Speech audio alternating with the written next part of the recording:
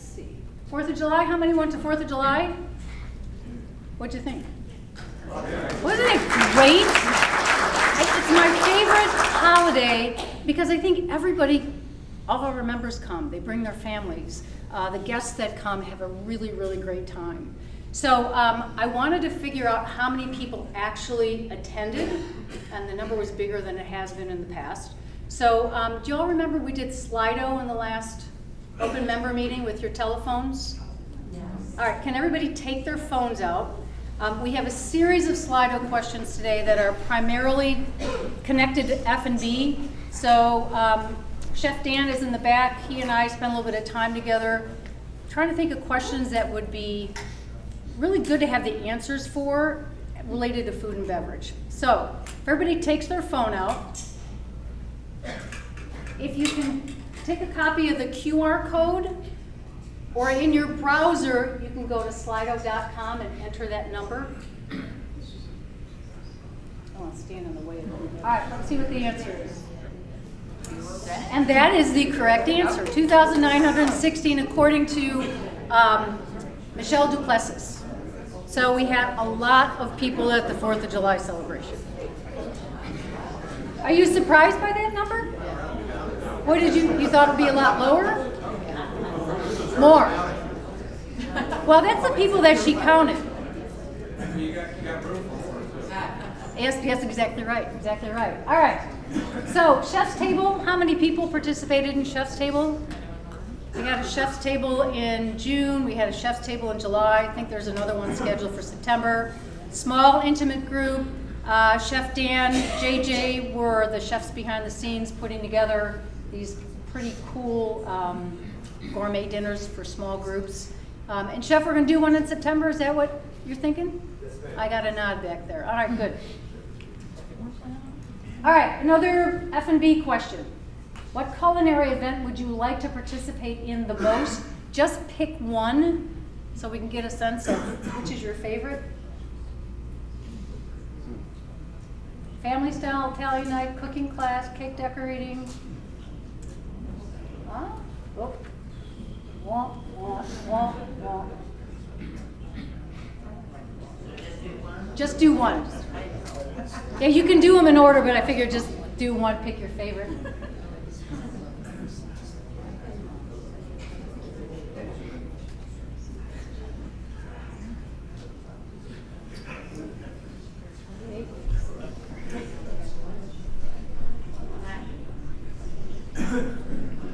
All right, so it looks like a cooking class with chefs. Let me go back. Cooking class. Oh, there we go. Cooking class with chefs. Does that surprise you, chef back there? Yeah, actually it does. Yeah. All right, great. He's taking copious notes back there to make sure that he creates all these great things. All right, beach update. So this is what I've learned about where we are with permitting and whatnot. So SAPOA has a permit in for replenishment and for the seawall. Both of those permits are in process, and Patrick Barano said those permits should probably be approved end of August, beginning of September. Now with permitting that we've all seen, you know, I'd be thrilled if it's end of September. So that process is in place. What will happen with our permit for the seawall for the club is our permit approval will be attached to SAPOA's seawall approval. So it's all going to be done at the same time. The idea is to have the work start no later than November 1st. It has to be finished by April 30th, I think is what the time frame is. The good news, y'all familiar with Armor Stone? Those big armor, big stones out there? The cost of a ton of Armor Stone has gone down almost by 50% from earlier this spring. So the good news is we've got locked in prices for the Armor Stone, so the project won't be as expensive as it actually could be. All right, so you were watching this as you came in. It's a minute 40 seconds of the racket sports renovation project, so I'll stop talking and let you take a look. How many people have injuries from pickleball? Orthopedic stream.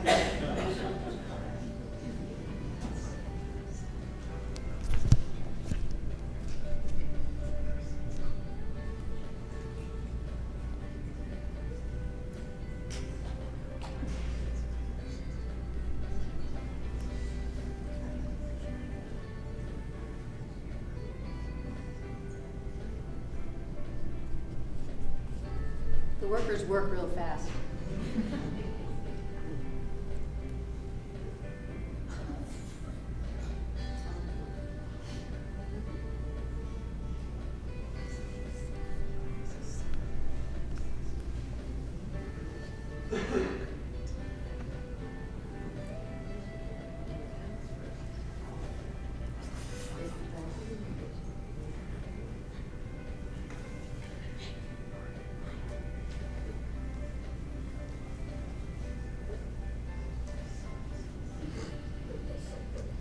All right, how do you guys feel about the racket sports renovation? Looks good. It look pretty? Nicely done, Lexi.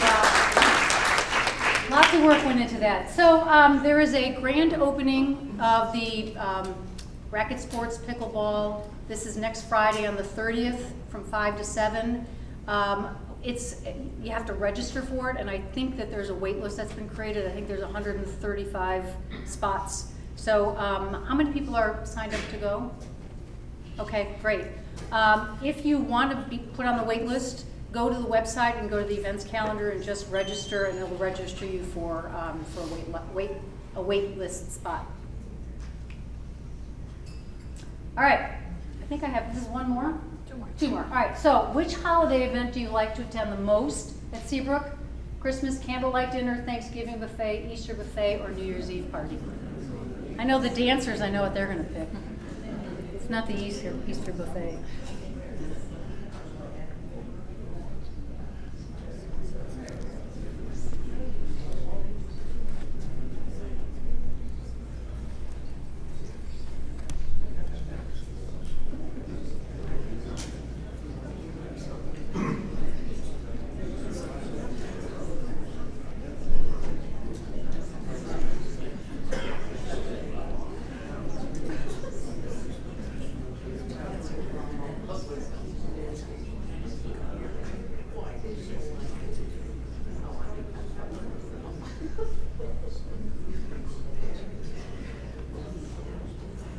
All right, looks like we're stuck at 53.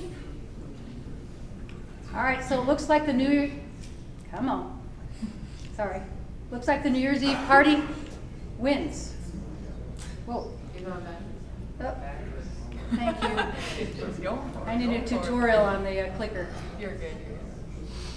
There we go. So New Year's Eve party wins. Is that surprising? No. Okay. So no surprise, Chef.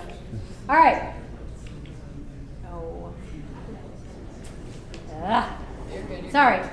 Last question for Slido. What dining option do you prefer would you prefer for the golf veranda? Breakfast, lunch, or dinner?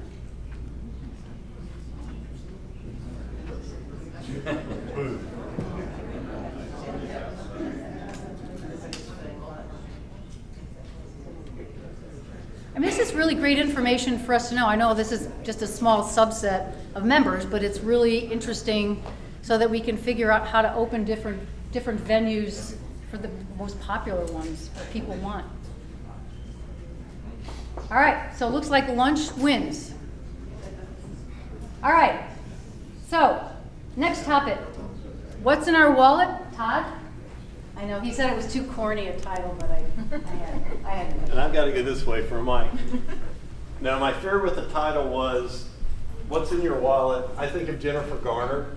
So all you guys are going to be up here saying, he's no Jennifer Garner. I might know that.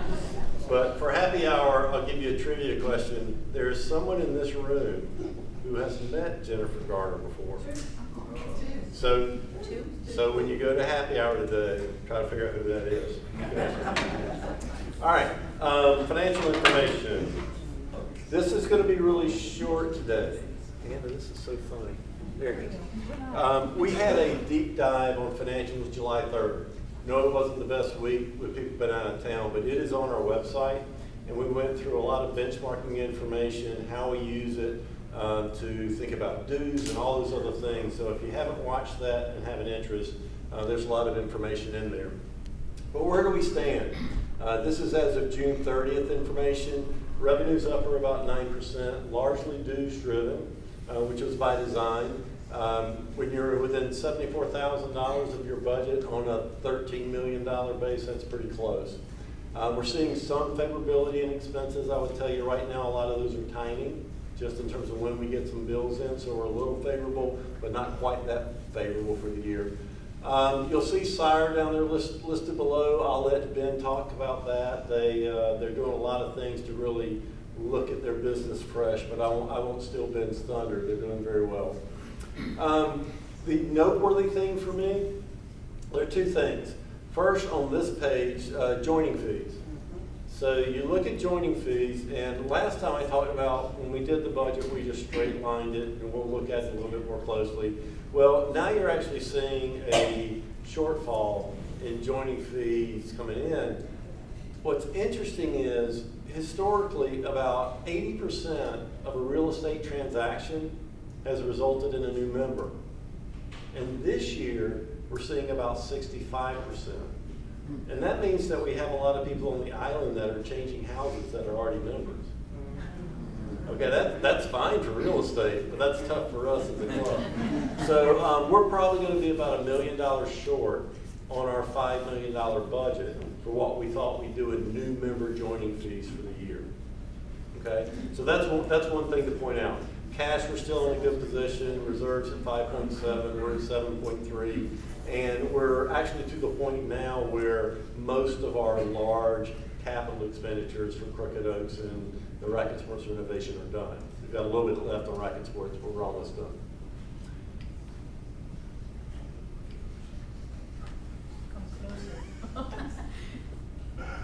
All right, I'm doing the same thing here.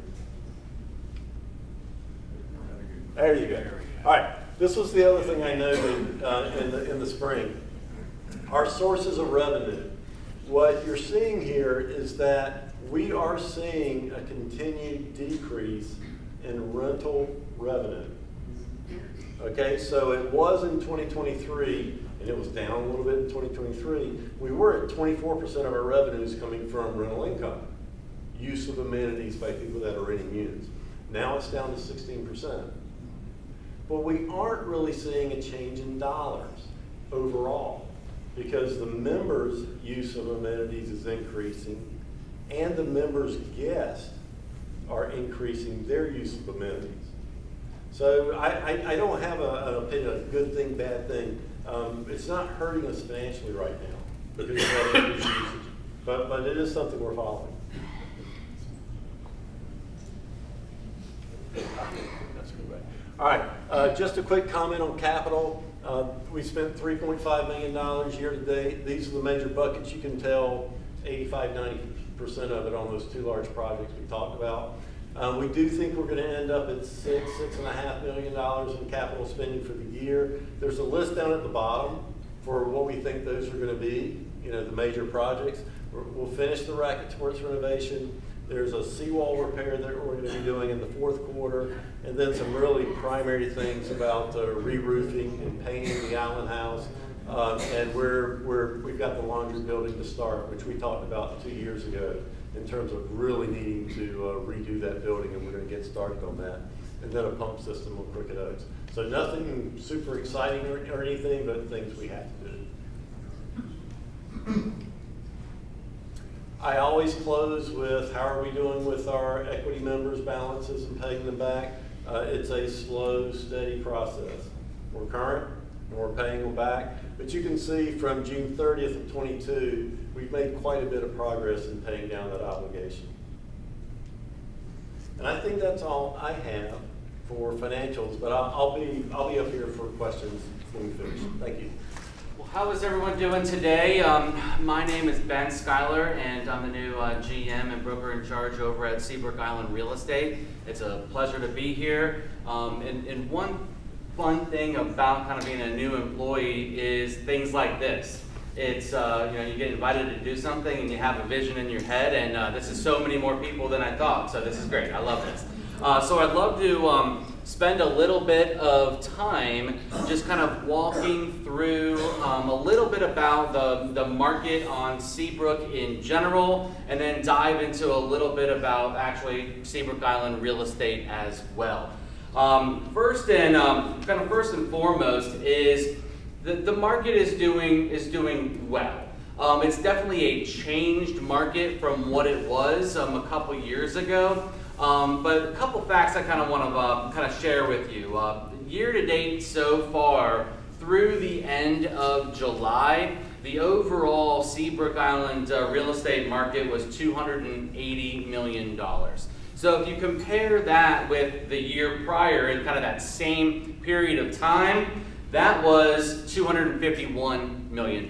So we're ahead of, from a volume amount from the previous year, and in 22 was actually 257, similar to the year prior.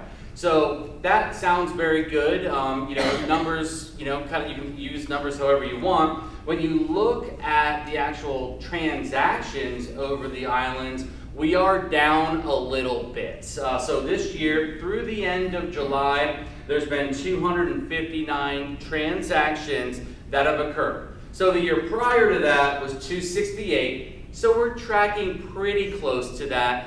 In 22 was 326. So, a little different from there. I like to point that out. As far as Sire, Seabrook Island Real Estate, and how we're doing, we're maintaining a 50% market share. Now, the year before was 62%, and the year before that was 67%. So that is one thing that is at the top of my list to make sure that we kind of correct that. We really need to get back to being above 60% of all real estate transactions on the islands. It just helps the overall financial integrity of our office and also of the club as well. So right at 50%, and we're focused on kind of changing that. One thing that I do want to kind of point out is we still have a lot of kind of buyers and sellers that have the mentality of from a couple years ago. And what I mean by that is there was a long period of time there, a couple years, where there really wasn't a lot of inventory on the market, and pricing, as I'm sure all of you are aware, really has kind of skyrocketed in kind of in that period of time, thus the volume number that I kind of shared with you right there. So since I have an audience here, I just want to throw out a kind of my thoughts and take them with what you want here. My suggestion would be to, if you're thinking about selling your property, make sure that you price it right. Okay, really, really important, because properties that are priced right, they are moving. They absolutely are moving. Prices that are pushing the comps. If there was a comp that was, say, at $2 million a year, like let's give a $2.3 million a try. Those are sitting a little bit longer, and there needs to be some price adjustments kind of down to what the real market value is. So I just kind of wanted to share that. So price is right, and also when you are in a transaction, you're trying to to come to terms with the other side, I recommend be negotiable. Work a little bit. There is more inventory on the market right now. So when that's the case, obviously buyers have more choices. And so take that little tidbit. But that's what we're seeing week in and week out. The ones that are negotiating a little bit more, the ones that are pricing it a little bit more aggressive up front, they're selling their property. Also, wanted to kind of touch on the effects of the National Association of Realtors settlements. So on the 17th of this month, notices went out. So I'm sure several of you may have gotten a notice in the mail, or you've seen one in a paper or something. And so the National Association of Realtors went into a settlement on a class action lawsuit that took place in Missouri. And they reached a settlement that went nationwide. So if you do get that notice, it's not something that our office has done or anything that South Carolina has done. So I just wanted to share that with you. We are getting questions of, should I enter into this class action or should I not? quite frankly, that's completely up to you. It's the attorneys are the ones that make out with that. You might get $20, you might get $30. Feel free to do that, but I just wanted to let you know that our office is in full compliance. We were in full compliance, and there's a little extra paperwork that we need to go through, but full transparency is actually a very good thing. So as far as the kind of the integrity of the finances, things are good. We're turning a profit. And that's always the reason why you are in business. So that's good. I'm a penny pincher. I always have been. It's just kind of in my nature. It drives my wife crazy at times, but that's a good thing when when you're trying to drive for profits. So we are looking at all expenses. I mean, literally anytime a bill comes in, I'm attacking that, I'm calling, trying to renegotiate. So just know that we're doing everything we can, that when we spend dollars, that they're going to a good use, quite frankly.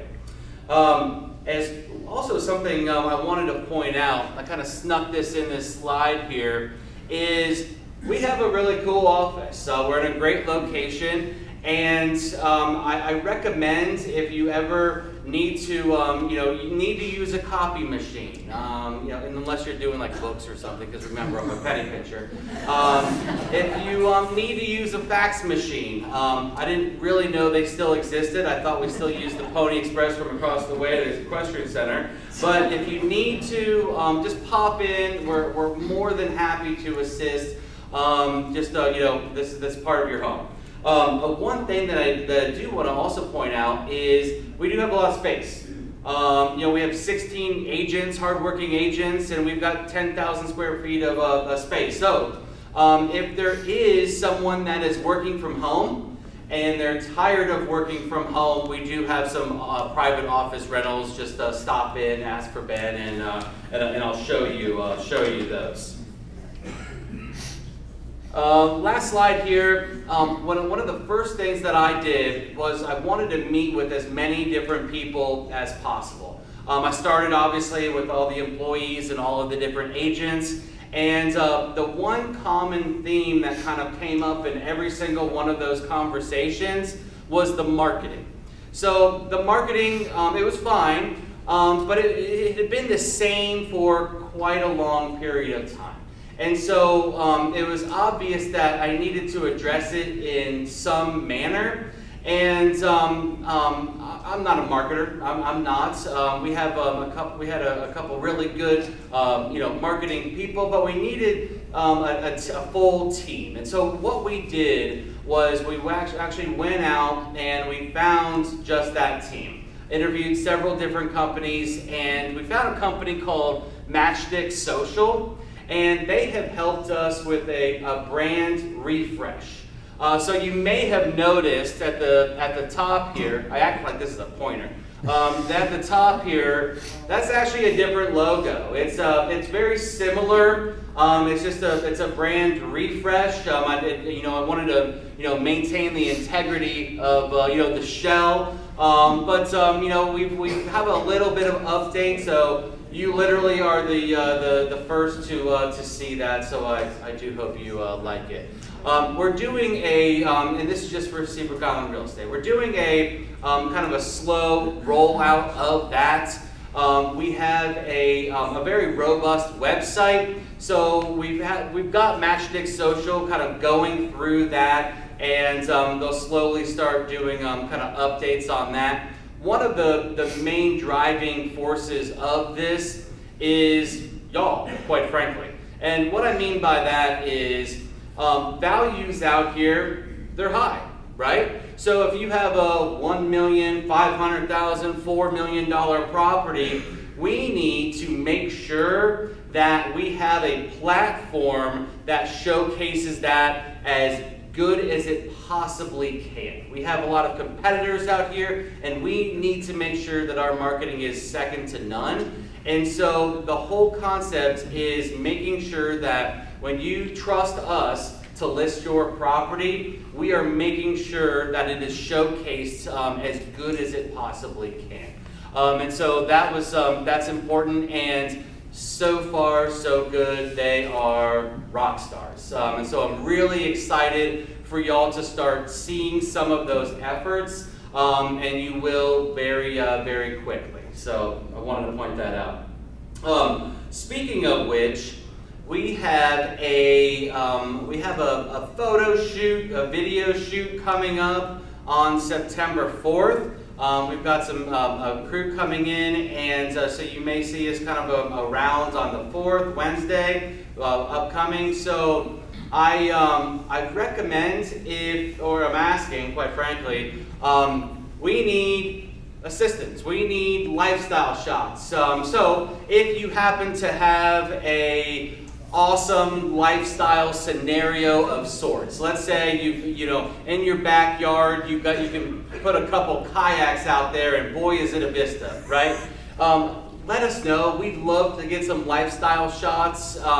You know, whether it is we're going to go to the new pickleball courts, we're going to really kind of cover the entire island, but we do need some people, because again, I'm a penny pincher. I'm not hiring actors. We have all these lovely people out here. So please let us know. We'd love to get everyone really kind of involved in that. Stop in, give me a call, whatever it is.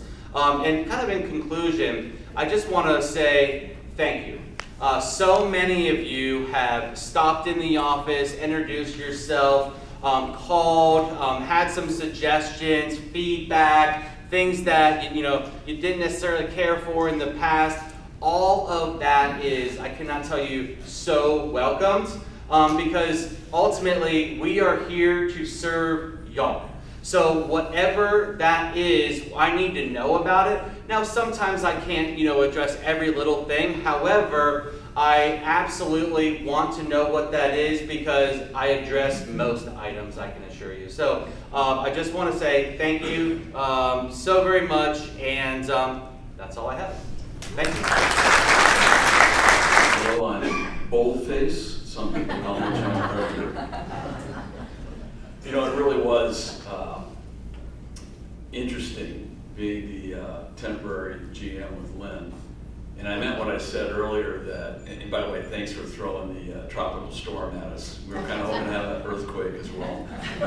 But as a board member, I think it's important not to get too involved in the operations, but in that position we had to. And you see a lot of neat stuff, things you can improve, or just skills that people have. I'll tell you, during that crisis with the tropical storm, I was blown away at the department heads and their staff, and how they knew what to do, how much they had to do, and how they were backing each other. It really was amazing, and pretty proud of them. But that's not why I'm here. My other day job is heading up the Long Range Planning Committee, and I wanted to give you an update on the technology platform initiative, as well as the master plan that we've just embarking on. But I want to go backwards before going forward. This is a slide you all saw in February of last year. And it was a culmination of a strategic plan Lynn and some others had started in early 2023. We engaged a company called GGA, experts at diving into our business, vertical and horizontal, not just facilities, but how does your backup kitchen work? What are the statistics on churns? What's your payroll? How are you organized? How does that compare against other clubs throughout the nation?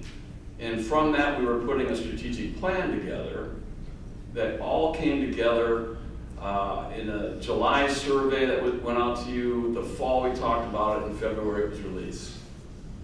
And everything we knew we wanted to work on had to balance the value versus the cost of bringing that in. So everything we do going forward, and what I'm going to talk about, is still going to have that in mind. So the strategic plan came up with 5 levers. And you can see how we get into brand, we get well beyond just what you might think a lot of consultants will come in and look at. This was the foundational element on understanding our strengths and weaknesses, on where we needed to attack to improve, what was already working well, let's maintain it. And 2 of the areas I'm going to talk about now were really on the master planning process for facility and open spaces. And first I want to talk about the technology platform. So Tom Johnson and Barbara Conbear embarked on an effort to really look at our as-is state on the technology side. And I'm telling you, if you all know technology and you knew what we found out, you'd be scared, for lack of a better description. We have data, not in the cloud, but in some closets over here. Part of the Tropical Storm Debbie process and checklist was, do we need to move those servers to higher ground? Those are the kind of things we're looking at. Reports had to be double entered. Reports weren't talking to each other. We couldn't quick click and see if that pop-up on the veranda made money or not. It was kind of archaic. We managed, and it wasn't so bad when we were a smaller business, but it is really, really scary trying to run with that setup now in separate modules. So what we found was we needed to upgrade. We ended up going down a path of looking at Jonas, which is what we currently use, but they have some models in the cloud and the rest of it. We did a deep dive with Northstar, and they were far more robust in the experiences they had, the modules that they could offer, and the cost was lower than Jonas. And so we've signed a contract with them in July for a launch of some of the modules before next high season, so early 2025. Very excited about what this can do for the employees being able to, if you decide to let them see data, they'll know when you're in the building, and they remember what you like to drink and eat, and they'll know you by name and have a picture. And payroll will be on there, and your ability to do reservations and court time and tea times, all of that will be a lot easier. And then the operational side of the finances and the reporting is going to be a lot simpler and allow us to run the business a lot better as well. So stay tuned for that. Oh, I thought it had come up, my bad. Northstar and the three pillars that we're working on, and we will roll that out. What I'd like to spend more time on is the master planning project. So, as I mentioned, and I had a friend ask me, what's the linkage with the GGA effort and the master plan? The master plan is basing off of that GGA foundational strategic plan that we put together, where we identified we needed to look at our open space and facilities to see where we wanted to be 15 years from now. And it's very important to understand that in this project is that there's going to be a short-term, a medium-term, and a long-term element to the master plan that comes out. And we all will decide what that is, and we all will decide how quickly any of those elements go into play, understanding the value-cost balance that we mentioned before. So it is going to be aligned and in unison with all three entities on the island. First time since 2005. Although we started embarking on this as a club in early 2023, Sepoa had thoughts of doing the same thing. Lynn and Bruce and David got together. It made complete sense. It's costing you all less money than three entities doing a master plan separately. And now we have a steering committee with John Lassiter, David Cruz, Donna Brown and I think Raymond Hamilton I saw in here. And so we work with the leaders, Bruce, David, and Lynn, and we kind of spearhead this with some much smarter people underneath us. And we've also put a communication team in place where everything will roll through, and I'll show you some of those elements. So Cindy O'Neill, Karen Dahl, Tom Bluth are kind of the three heads of the communication side of it. So we'll go forward in a unified effort, but also with professionally guided effort through KDC. So Quo, Dietrich, and She is the firm that actually visited last year, and they've been here for the final presentations. They were chosen by the three entities in a full review on a Friday afternoon. And they bring an expertise in understanding of Low Country, working with clubs and POAs. They kind of designed Daniel Island. They did the landings, and a lot of others that I encourage you to look at their website. And they have a 10-step process we'll be following, and that will all be on the website as well, which kind of brings me to that last effort. We've all had some missteps the various entities, and we're bound and determined to blow you all away with our communication strategy. And so we're going to continually bombard you, maybe to your annoyance sometimes, but we want you to never be surprised what's happening, when it's happening, and what's going on. So this website, how many have seen it or gone onto it? This isn't a club website. It's not a SAPOA website. It's all three entities made just for this project by that communications team. And on that, you can see what the 10-step process is. On that, you're going to be able to look at frequently asked questions. We loaded it when the website was open several weeks ago. And when we see, because you can also write in questions, concerns on this website, and this team will look at those. We do cull social media as well to see if there's some themes that need to be addressed in a frequently asked question, and we'll load those on the site. I think we just loaded 4 more Monday. So this is going to be a prime place to go if you want to stay informed.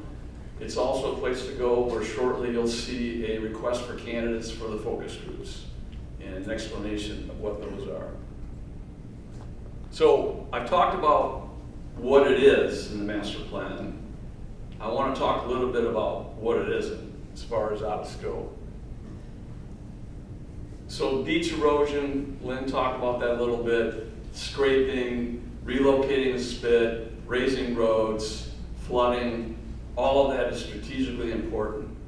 It's out of scope of this project because they all have solid plans. And yes, if we build or do something different in the master plan for the 3 entities, it doesn't do us much good if the island's underwater, we know that. And yes, last time I checked, I only have 1 wallet.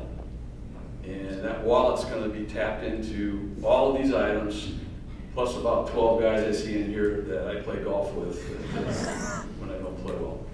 So we really want to make sure that you know that we're aware of these. The project is going to cover those, and the project is not just an attempt to try and build something magnificent and big that isn't needed.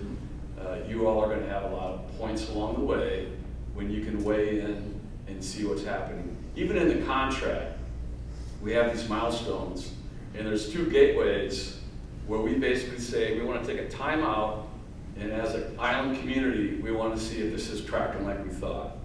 And we have the right to stop at that time or re-steer at that time so it doesn't get out ahead of us. Final slide. As we go forward in the next couple of weeks on the website, you're going to see about 10 or 11 themes for focus groups and a call for candidates to be a part of those focus groups. We're going to try and populate the focus groups probably with only 10 to 12. KDC was pretty adamant that if you really want to get lively discussion and have those work, you have to keep the numbers small. So if we're oversubscribed, the people that weren't put on that focus group will become the subject matter experts. The themes of those are really important, how they're populated. You know, we want part-time residents, we want full-time residents, we want condo villa, we want homeowners, we want active sports people, we want inactive members. We want all of that to be represented on these groups, and so be cognizant and take a read of those. And it is a 10-step process. I will tell you there's actually only 9. The 10th is architectural and permitting services. So when you look at that, it's an option. They obviously are hoping that we see something that we like and we choose to do, and they hope we'll come to them for those services. And I'm guessing we'll get a break since we've already hired them for the first 9. But don't get alarmed when you see that 10th step, it's an option. We've already done step 1. They were here this week. We had great sessions as separate entities. We had great joint sessions in talking with KDC to ask questions, to understand where we're going, and for them to understand what we need. And my other ask is just stay informed, volunteer, but ask questions, come forward with concerns. I've given you some names involved in this project. If they're really, really tough questions, go to Raymond or John Lassiter, and if they're easy, come and see me. I'll have to answer them. Thank you, and I think we're going to questions for this or any of the speakers. No questions? Okay, let's go drink. No, kidding. Any questions? You wanna come to the microphone? Just, here, hold on a moment. And you're still okay? No injuries? No. of course Doctors not. will be very No, disturbed. I just want to know why it's so hard to keep the general manager. It's, it's a hard job. Okay. Yeah, I mean, it's hard for me to explain. Both were surprises. So, I mean, I don't know, I'm kind of at a loss for words. I think both of them left for different reasons. But we're gonna find a really good new one. We've just engaged a search firm called the Club Council, and they are in the process of gathering information about who we are and how they advertise us in the overall market. They're coming here the 18th and 19th of September to get to know the staff a little bit, take a tour. And so we think they're the best firm to be able to help us find a new GM. Yeah. I wish I had a different answer. I wish I had like this magic bean that said, this is why we're going to give this new person a magic bean. But thanks for asking the question, though. Sure. Now you can go drink. Now I can go drink. Other questions? Really? This is like a record. Uh-oh. Oh, he's going the other way. Seriously, any other questions from the group? Yes. Oh, I'll come over here.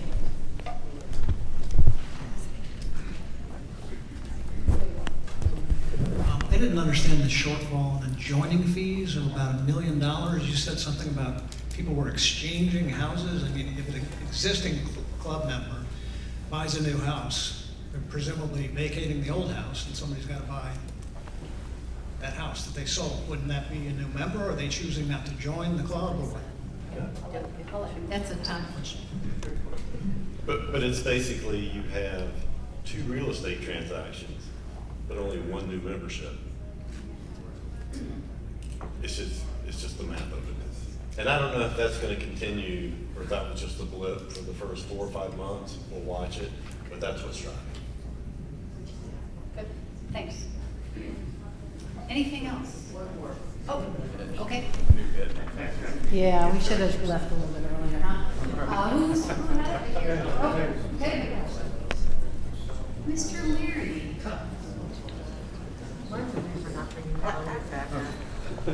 This is a really great club, but fantastic clubs take care of details.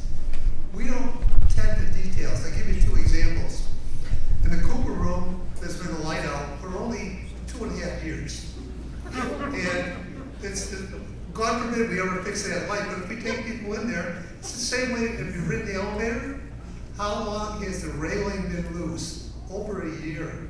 I mean, we want to be a fantastic club. We have to take care of detail to make ourselves better. If we don't do that, we're not going to, all the rest of the things won't improve us. Agreed, Done by Friday? Good.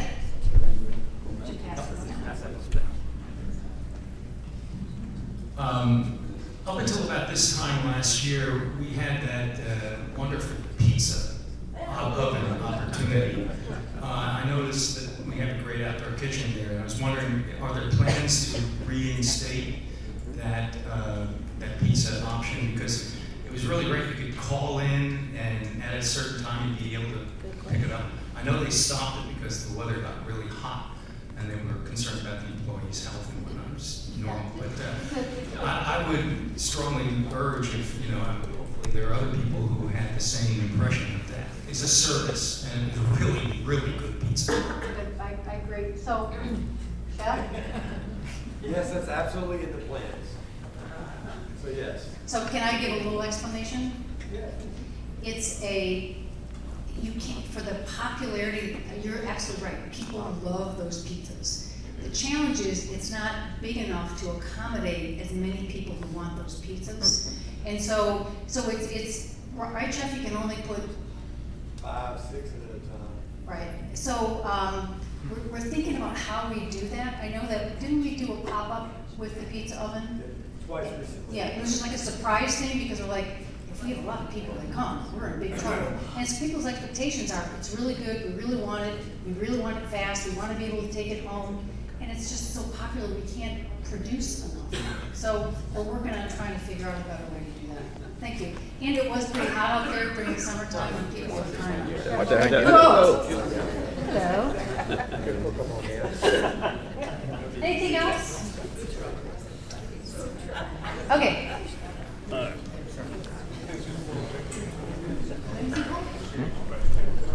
Have we decided what to do with the food truck yet? The short answer is yes. Solid? We're trying a bunch of different things with the food truck. So, why are you laughing? We want to make sure you don't Oh, do it okay, again. thank you. You're my protector over here. Here's what I would say about the pizza oven and the food truck. We are trying to make the use of as many of the amenities that we possibly can. The challenge is we can't do it with staff all at the same time.